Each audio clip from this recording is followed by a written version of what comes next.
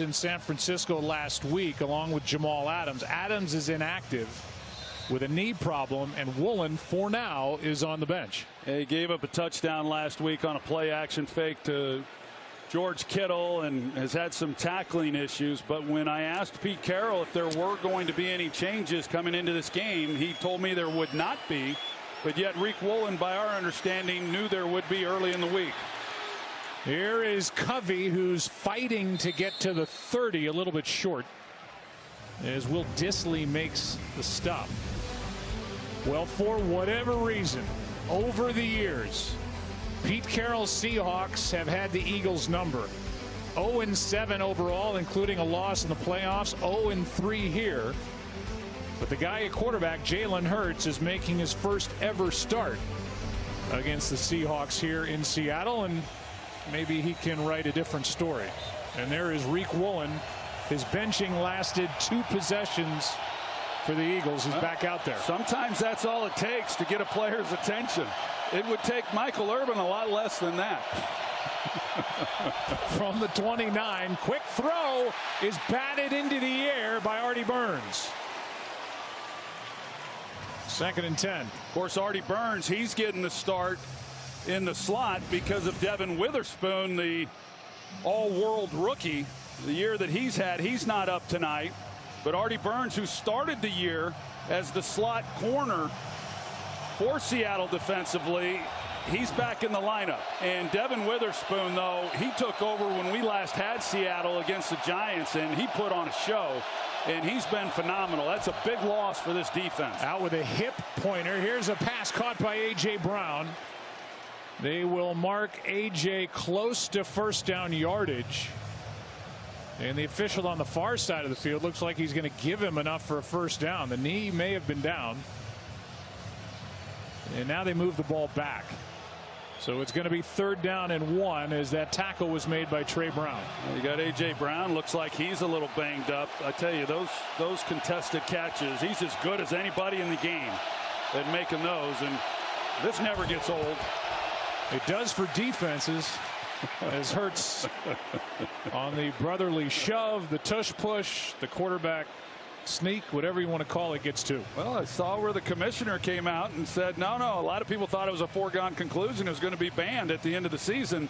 And he said, no, we're all still looking at it. And, I thought it was going to be banned after last year. And now, I don't know. I've kind of enjoyed watching it. I hope it sticks around. Well, it's a copycat league, and nobody's been able to copy it. That's right.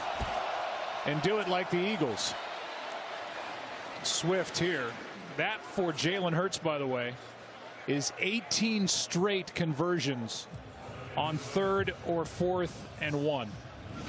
And he doesn't just get it by the nose of the football. I mean, they go forward by a couple of yards here in this moment and most of the time. Well, when they got inside the 5-yard line on that opening possession with 2nd down, I expected that we would see it 3 straight times if that's what it was required to get it in, because they are moving the pile and picking up such positive yards. 2nd and 6. Here's a keeper by Hurts. Gets to the edge. He's been bothered by a bad left knee, but he's able to gallop out of bounds with a first down as he picks up 6. I do think in times like what Philadelphia has been going through here over the last few weeks, I do think having a quarterback like Jalen Hurts is a real advantage for Philadelphia. A guy who's just so even keel. When we talk to him, whether tough times, good times, he's still just as chill as he can be. And, he's able to weather some of these emotional roller coasters. Here's Swift. Gets 4. Well, the numbers that have piled up, the gain first downs just by running the ball. He's tied for 2nd most across the entire league, and he's become a tremendous pocket passer. His completion percentage in the pocket leads the NFL at 72%. There was a time when all these defenses played them to make Jalen Hurts beat them throwing the football, and then he proved he could do that last year in the big plays. Now they try to take those away. Here's A.J. Brown, makes the catch and has a first down at the 35 Rick Woolen back in the game, makes the stop, but a gain of 10. And they come right back to A.J. Brown and off coverage with Rick Woolen. And, you know, I know there's a lot of conversation about spreading the ball to other people. But what you hope for is one-on-one coverage, and they've got good players that can win in those matchups. And here's Swift just zigzagging his way for another first down. Got a good block from Jason Kelce, who at 36 is still elite. He's the oldest player to start every game this year, and he's playing in his 190th game for the Eagles. He just doesn't slow down. And the things he does pulling is what impresses me as much as anything. You know, he pulled again on that play, but on that big run by DeAndre Swift 2 plays ago, it was Jason Kelce leading the way, and we see it so many times when they're running the quarterback draw. He's the guy who's out in front, and you know, at 37 years old, usually what starts to go is your legs, but he still is moving as well as he ever has. This might be his swan song. I hope that it's not, because he continues to play at an awfully high level and such a great leader for this Eagles team. By the way, you're making him 37. He's 36. Okay. All right. 2nd and 8. Hurts keeps. He's getting a block from the tight end Stoll. And Hurts is brought down at the 20 with a gain of just 2. Kelce may someday just hang it up because he's tired of playing, but it's not because he's become ineffective in the later stages of his career. It's 3rd down and 6.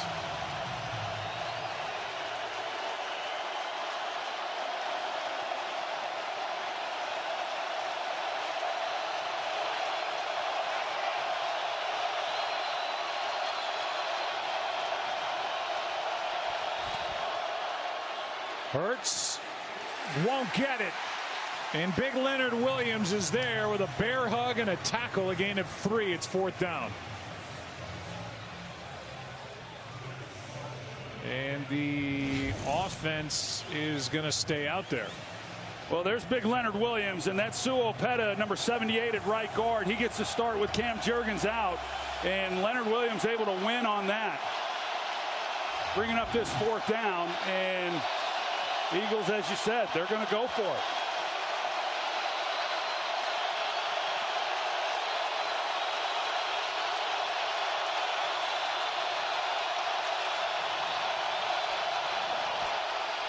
Hurts completes. First down. That's Julio Jones. And just his 6th catch as a Philadelphia Eagle. Well, you're going to see that the linebacker level in the middle, I mean, this just becomes entirely too easy. That free release off the ball, get past the markers, turn around, and catch the football. Nothing's contested. We've seen that too many times already in this first half. Here's Gainwell. He's brought down by Mafe. You know, they would love to see Gainwell pick it up. You wonder if DeAndre Swift is starting to wear down a little bit. Gainwell was really good in the postseason last year. They let Miles Sanders get away. He's now in Carolina. They'd love to see 14 get going at running back. Yeah, they would. And I agree with you, Joe, that, I mean, they've got a nice luxury. They've got some depth. I mean, they've got 4 guys who can really help a lot of football teams, and they're all in one room in Philadelphia. Here's Swift. A yard short of a first down. Got a good block from Kelce yet again. And it's 3rd down, and we should know what's coming by now. Well, they just continually attack this bubble in this defense. You're going to make the block here, and you see they got these 3 guys, and then they pull Kelce out, and you see the lane. Then it's just Kelce on the linebacker, and nobody until the safety level is able to get to the back. False start. Offense, number 62. 5-yard penalty. 3rd down. Boy, that was a quick flag. They were just getting up to the line and getting set, and they called it against Kelce. John. Yeah, Joe, I think what he does is move this football before everybody else is set.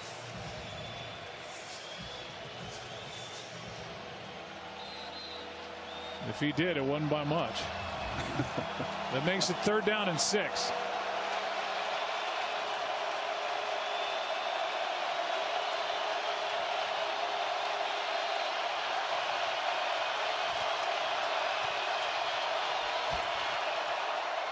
Handoff is to Swift, and the play is made by Diggs. And now the field goal unit will come on for the Eagles as Quandre Diggs made that sure tackle. Yeah, good job by Diggs. The penalty obviously hurting Philadelphia, backing them up. This probably looks a lot different otherwise. But here comes Diggs, number 6. Does a good job forcing Philadelphia now to settle for the 3 points.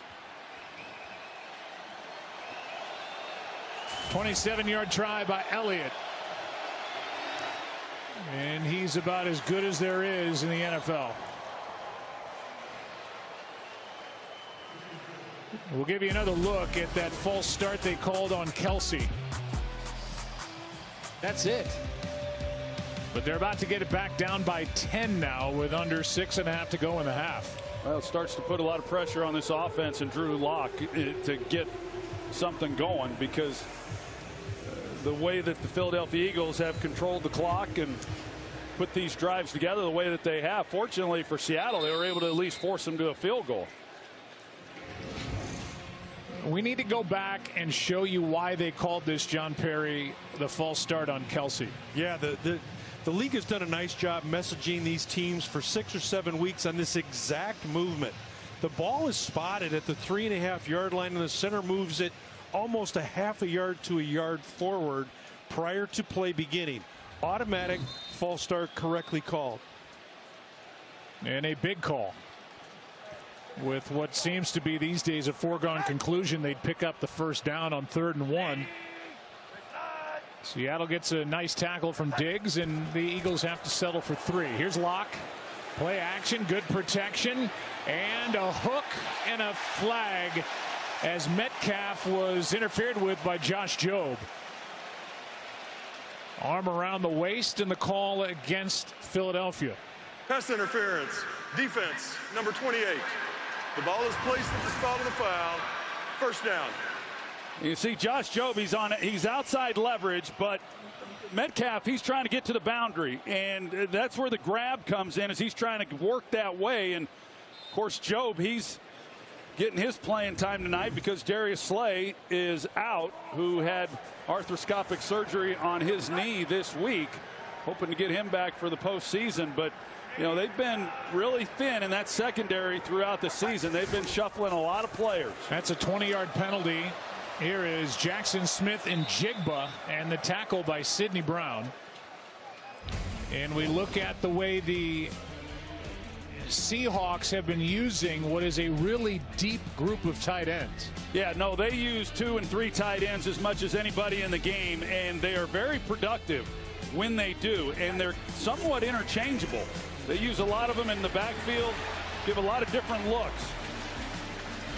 Here is Walker up the middle with a gain of 5. You know, and typically when you have 3 tight ends or 2 tight ends on the field, it's predominantly that you're going to run the football. Of course, Seattle wants to do that, but on that pass interference penalty against DK Metcalf, they were in 3 tight ends there, and they still come out and throw the football. Noah Fant, of course, he can get down the field and catch the ball and do some things, and they give him some options because they really don't have a fullback on the roster.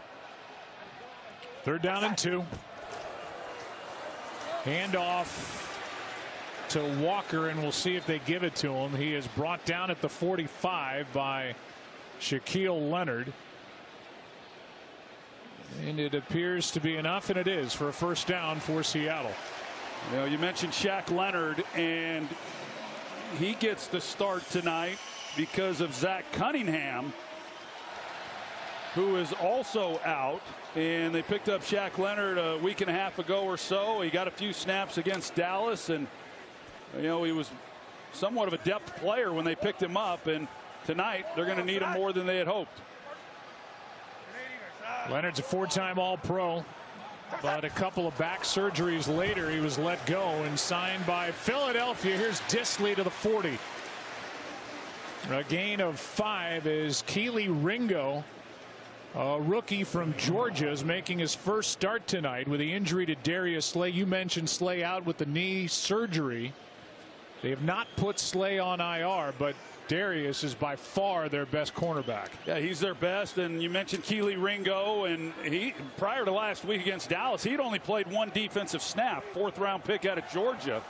It wasn't a great outing for him. Gave up a big play, a couple penalties, but he's going to be relied on down the stretch now too. Here is Walker. First down inside the 30.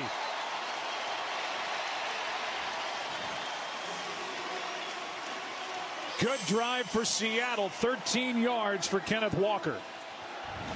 Well, they come out with that 3 tight end. We talked about 2 here, and then they're motioning across. And Damian Lewis, the left guard, he pulls and he helps lead the way. He gets there on the back on the linebacker, Nicholas Morrow, and you see the hole that was there for him. Nice job up front of creating a running lane. First 5 carries, Walker had 8 yards. He got 13 on that one.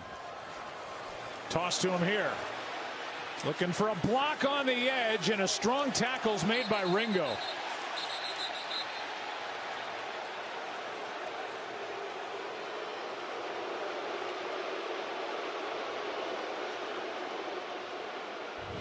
Little activity on the sideline after the play, but here is Ringo with a good hit coming up from that corner spot, and the crowd didn't like Sidney Brown, the rookie safety, with that little extra shove out of bounds. Well, there was a shove, Joe, but it's not enough, and it's right when that foot touches out of bounds, and there's no clear second act. Nothing there. 2nd and 10.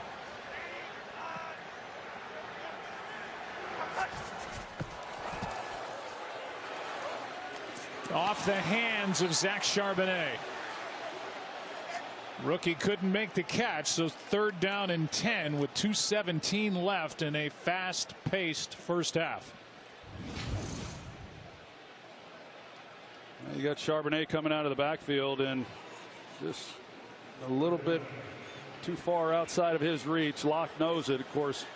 Pretty damp out there, and how much that's a factor. But you mentioned Drew Locke and our visit with him, and I really enjoyed our talk with him, and he has. I mean, I think the last year here in Seattle has made a real difference for him, and he's grown up a lot. Now excited about the opportunity to play tonight. 3rd down and 10. He's got the rookie. And Smith and Jigba's got a first down for Seattle. Strong throw from Locke for 13 yards. That's a good job by Drew Locke. You're going to see what he sees, because Njigba's right here in the slot, and he's going to go up the field and run a dig route. And Locke, he just sits in there and delivers it. You see where he's got to fit that ball in, and he does perfectly. Opportunity for Seattle. 2-minute kids at Lincoln Financial Field for a holiday party as part of the team's ongoing support of Philadelphia's youth. 2 minutes left. First down for Seattle, and a handoff to Charbonnet, and the rookie Zach Charbonnet from UCLA is good for 3. And timeout is taken by Philadelphia. So we'll take a break. Nick Sirianni calls the timeout. 2nd down and 7.